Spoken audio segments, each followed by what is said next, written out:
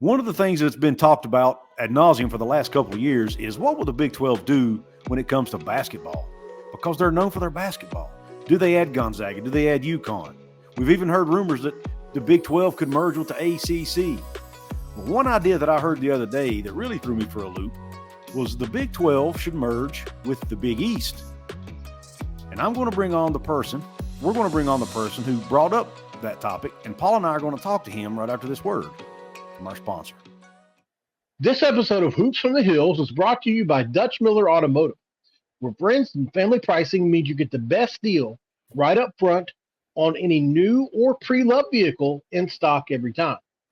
With brands like Chevrolet, Chrysler, Dodge, Jeep, Ram, Kia, Hyundai, Ford, GMC, Buick, and Subaru, the Dutch Miller Automotive family is always growing and ready to put you in the car or truck you've been searching for.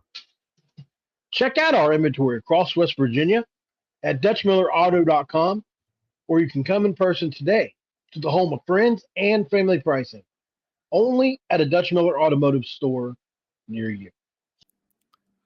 What is up? My name is Couz. My name is Mountaineer Paul. And we present to you Hoops from the Hills. What is up? Welcome into another episode of Hoops from the Hills. Couz and Mountaineer Paul are back. We got a week between games, so we have some time to throw out some different content. So today, I wanted to talk about conference realignment from a basketball angle. And we're going to bring on a guest who has his own channel, Mr. Numbskull News. What's up, Numbskull? Fellas, how you doing? Doing well, man. Doing well. Thanks for coming on. Oh, yeah, take time out of my busy schedule of doing nothing. And no problem. I know better than that. You're a UPS driver. I know the kind of hours you guys work. Yeah, but I'm off on Mondays. So okay, I got you. Real quick, tell our listeners where they can find you at. Oh, just Numbskull News here on not Twitter, damn it, YouTube, and Twitter, same thing, or X, same thing, Numbskull News. You won't find me on Instagram. That's a bit of a Nazi site now, so I don't mess with them. Yeah, it's I'm on Instagram, but I don't really use it much. It's lethal. Yeah, I don't even know how to really navigate those pages, man. I'm too old for it. But anyway, Numbskull puts out a lot of content around conference realignment, primarily around college football. Does talk a little basketball too, but he's a Big 12 guy. My opinion, one of the better Big 12 channels out there. And but what Paul and I wanted to bring on Numbskull today to talk about is something, Paul and I being West Virginia fans, we're kind of snake bitten when it comes to the Big East, right? Because of the collapse of the Big East, where you had so many basketball only schools with football schools and all this, and the conference ended up falling apart and basically went back to being just a basketball conference. So the other day, I heard you mention that the Big 12 and the Big East should merge. Will you go into that a little bit and explain why you think it's a good idea and how it would work? Well, there was a lot of consternation with the Big Two conferences, SEC and the Big Ten. They're talking. Everyone's freaking out. Oh, my God, they're going to consolidate all this power and leave everybody out of the CFP and everything. I think there's a lot of reasons why that would never happen. I think both conferences have a lot of pride in what they built. I don't think they want to join each other. I don't think they particularly like each other much. And there's all that kind of stuff. But there's no doubt that they're on a different level than the Big 12. Just the money that's what it does. It creates a different level. However, we can never catch them in money. No matter what we do, we're never catching those two brands in money. But your level of importance, you could get up there with them as far as just how the media companies perceive you and what they need as far as content. Now, in football, the horse is out of the barn. We'll never catch them in football. It's too late. All right, that's the biggest revenue generator. They got all the biggest brands. That's just the way it is. It's not changing. All right. No one's coming back to the Big 12. So I've actually heard a couple of people say stuff like that. And I'm like, get it out of your head. No one's giving up that kind of money. So how do you catch them? Well, we are already, right, probably the biggest and most important basketball conference there is. Some people have their doubts, but it's based in crap.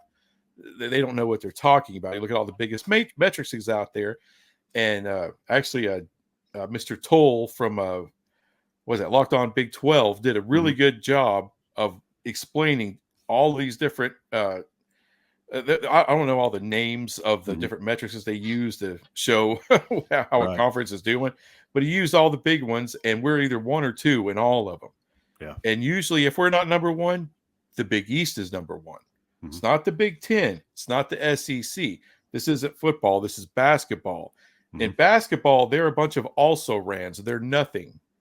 That's what people need to get in. We right now are the SEC of basketball. We're dominant. Right. But you need to corner the market. If you want that bigger seat at the table when making decisions on things like the CFP or the future of college football, which goes well beyond the CFP, if you want a bigger seat at that table, you want a bigger voice, you got to be utterly and completely dominant in basketball, the second revenue generator, the second most important sport in college athletics. So how do you do that? Who's our real competition in college basketball? It's the Big East.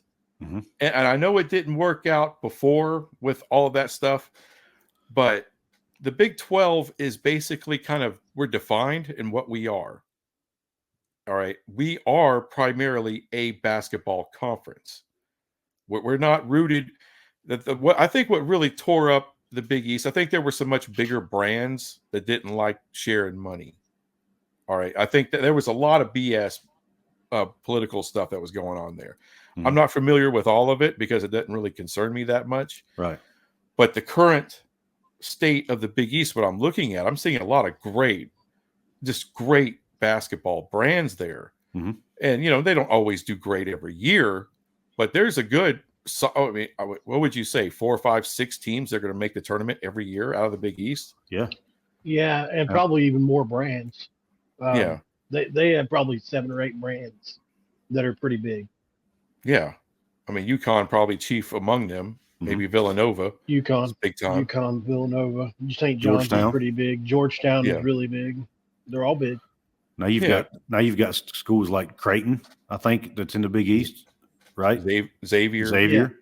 DePaul. Yeah. So, I mean, you go from Chicago to New Jersey to New York, Wisconsin. So they're kind of all over the place, Big Ten country mostly. But I think that would fit in. And I'm also not leaving out Gonzaga. Bring them in too. You got to corner the market. So when you corner the market like that, I mean, what are the big brands that we don't have? It would be what? Michigan? I don't even know if they're considered Duke. North Carolina, Duke, but I think you got a shot at Duke when the ACC goes down.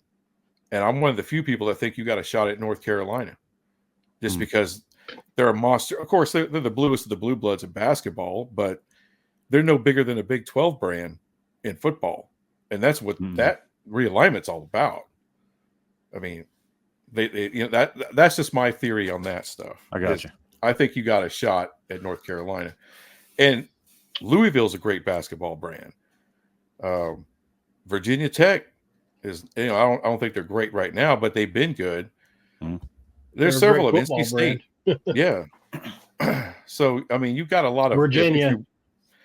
And the ACC got a lot of two-way brands there. Louisville football and basketball, that are good in both, that are something in both. That's what you want out of the ACC.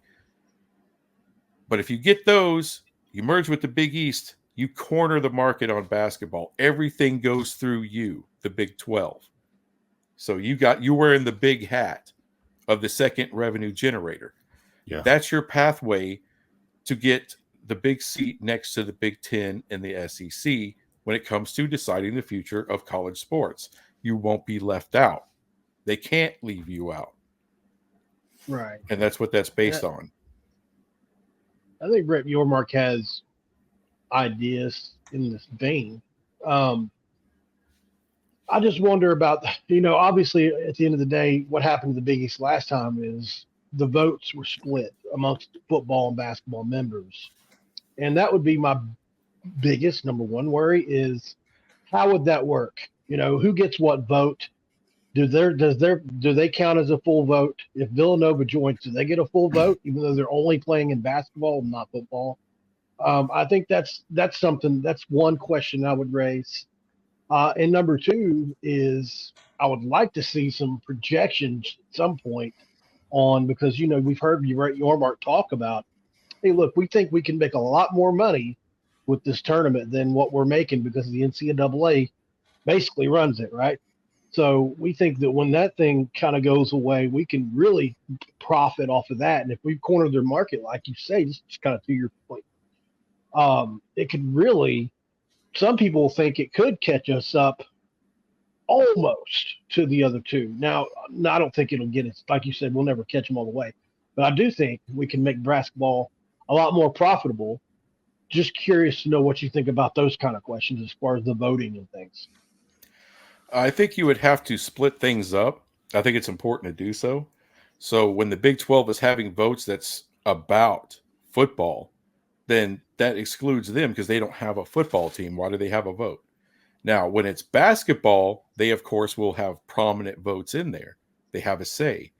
Overall college, other business decisions like maybe doing a tournament in Mexico, something like that, of course, they're going to have a vote in that.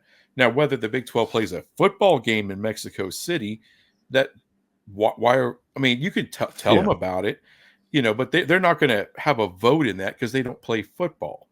So you have to have that separation. Like when it concerns them, they need to be involved. When it's stuff that doesn't, then maybe it doesn't. When it comes to, because look, they're not going to get a share of the CFP payout because they don't play football. Right. You would make that right up front.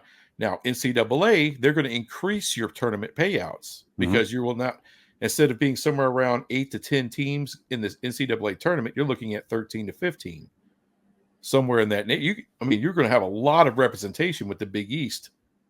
So, of course, they're going to have all the input in terms of basketball and other sports as well. But when it comes to football, you have to treat that a little different. You have to segregate that. I hate to use that word, but it's the proper word. No, I agree. Yeah, absolutely. And I think as long as you do that and you come straight up, don't talk BS to them. Don't throw, don't sugarcoat anything. Say, this is going to be our business arrangement. When it comes to football, when it comes to, because you might have them also included in other sports, Olympic sports or whatever. It depends on the deal that you make with them. But whatever those sports that they're involved in, and other kind of revenue streams or like advertising, any kind of corporate sponsorship deals, things of that nature. Of course, you want to have them have a voice in that, in the business, because they will be a part of the Big 12. But if it's a sport they don't play, like football, they're not cut out. It's just, it doesn't concern them, is what I'm saying. Yeah. And you keep that money separate. And you gotta go to it knowing the history. You know what happened to the Big East before.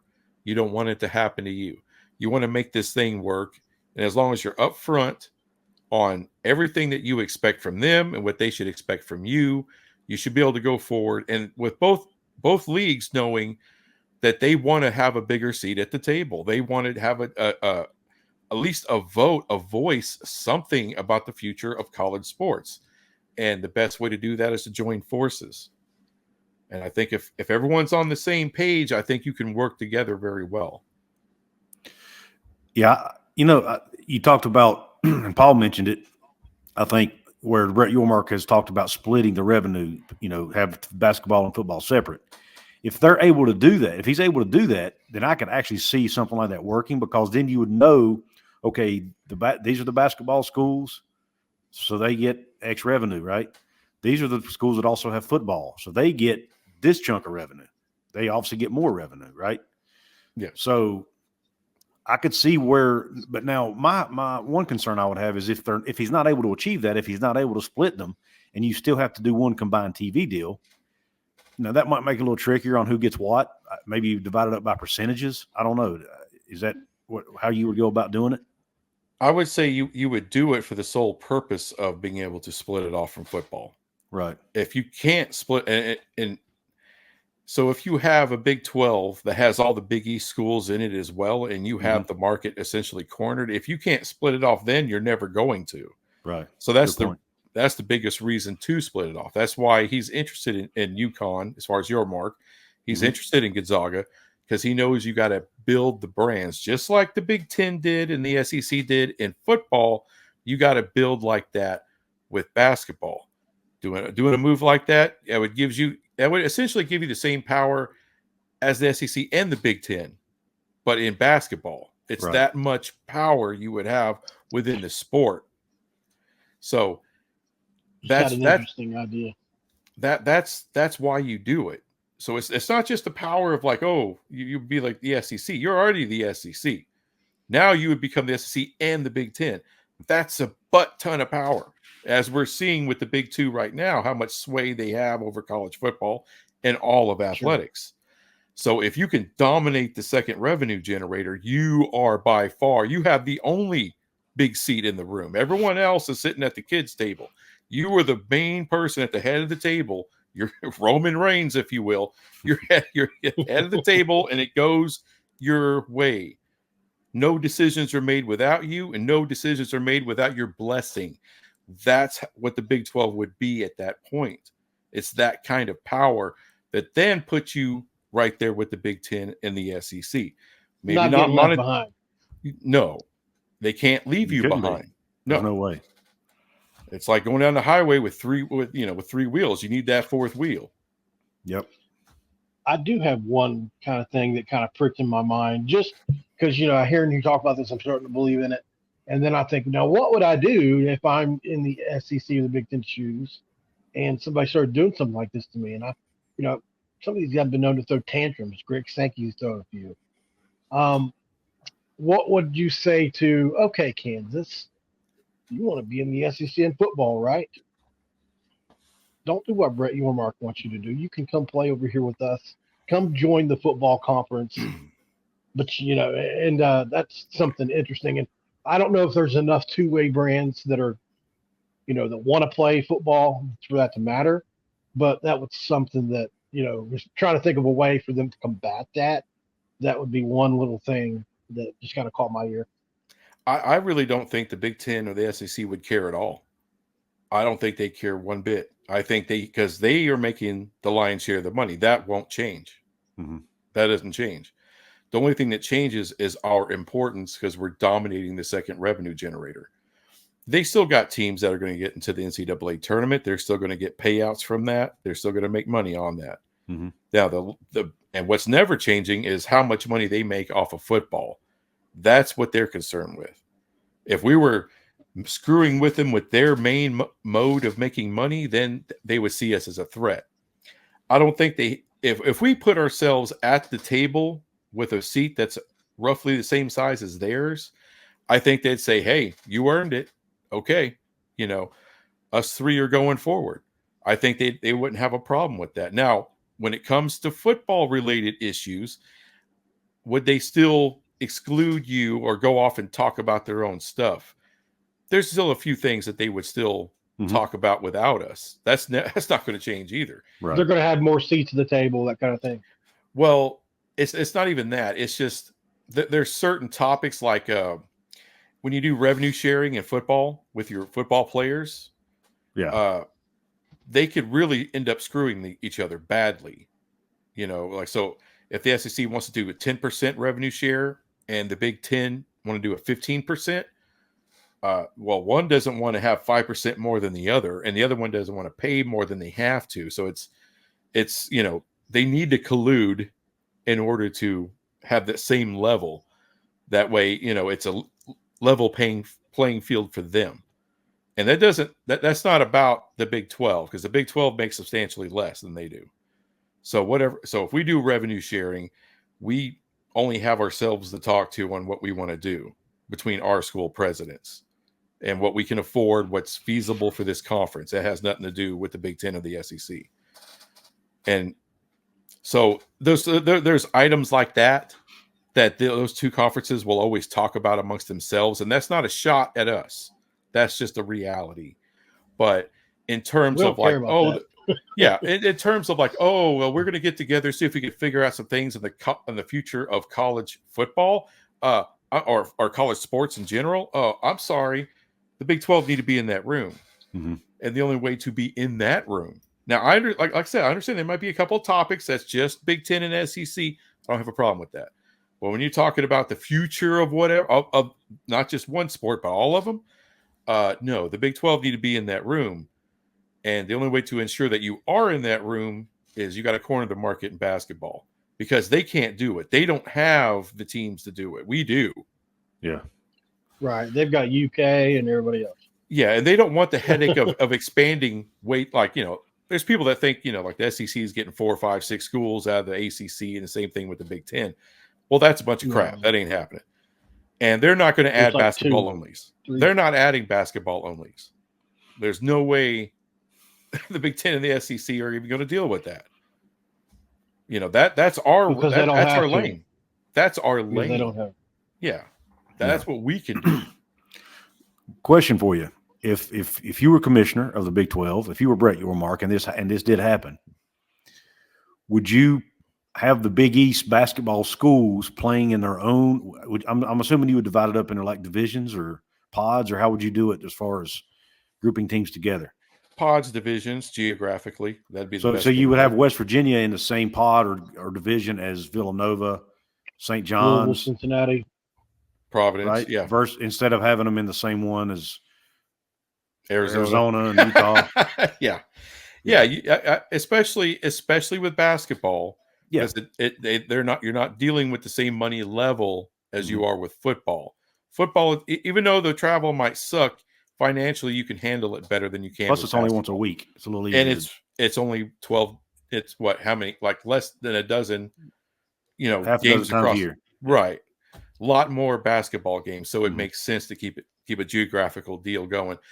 And plus, you could you can go to Mexico City and do a round robin real quick over the course of a week in the middle of the season. Yeah. Or you can go to Kansas City. You can go to DFW and bring all your teams together and do a big ass round robin tournament. You can do that a couple times a year, and that would be a big deal. You're talking about a basketball regular season that most people don't care about. That's the fact. It doesn't get huge ratings, not like football does. So if you can gin up if you can have a couple of in-season tournaments, not even tournaments, just round robin kind of deals, make it a big deal, like going to Mexico, going to a big venue like the Cowboy Stadium or something like that, and putting all these teams in one venue to play each other. You could generate excitement with Big 12 basketball much more than you can with any other conference, just because we got so many great teams.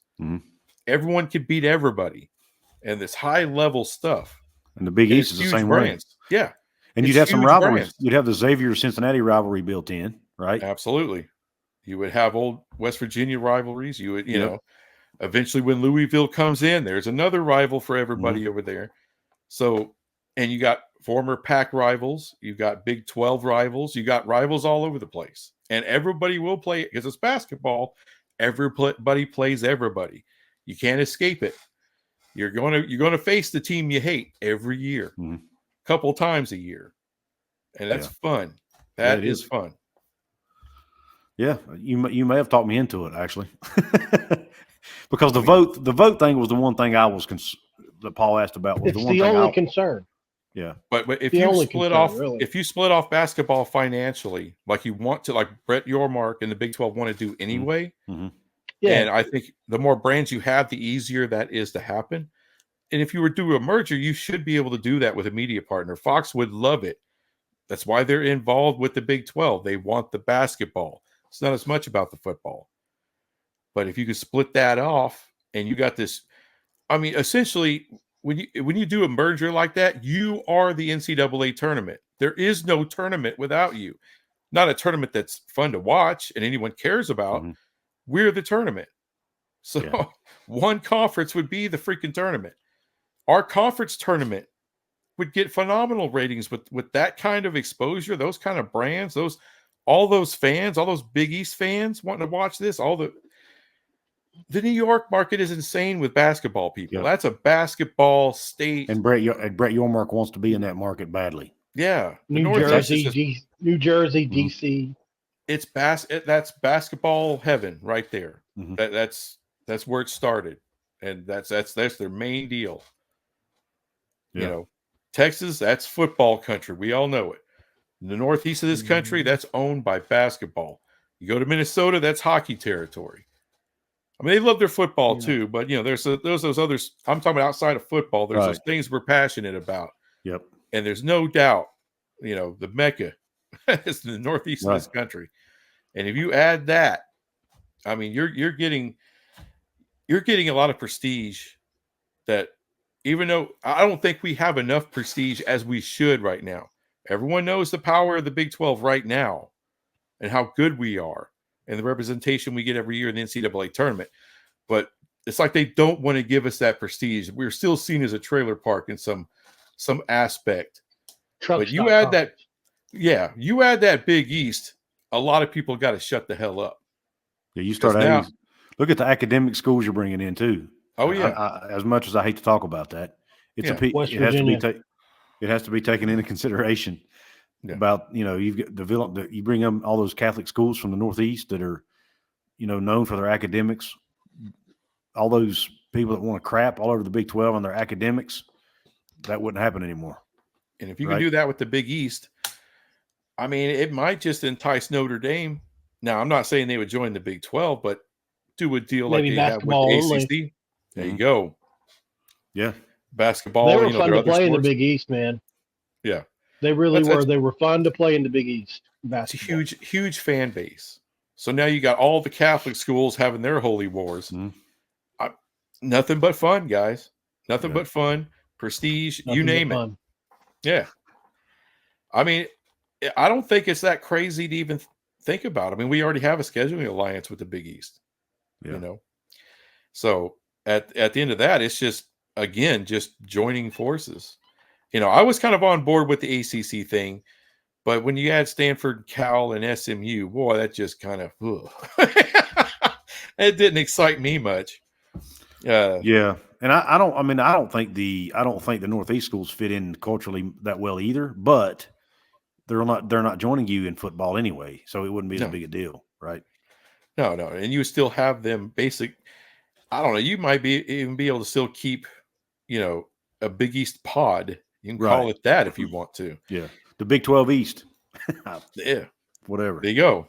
And however you want to do it, you know, but they can still associate with themselves. They'll still be a voting block, but they'll be a voting block in basketball and other sports affairs. Not football will be separate. Yeah. I like it. Paul, you got any other questions for Numbskull? I got nothing, man. Thank you for coming on. Oh, yeah. Yeah. I appreciate your input, man, because I heard what you said on your show, and I wanted to bring that to our audience as well, and also wanted to pick your brain on a couple of the other details on it. And I think you covered it all, man. So I appreciate that. Again, let everybody know where they can find you.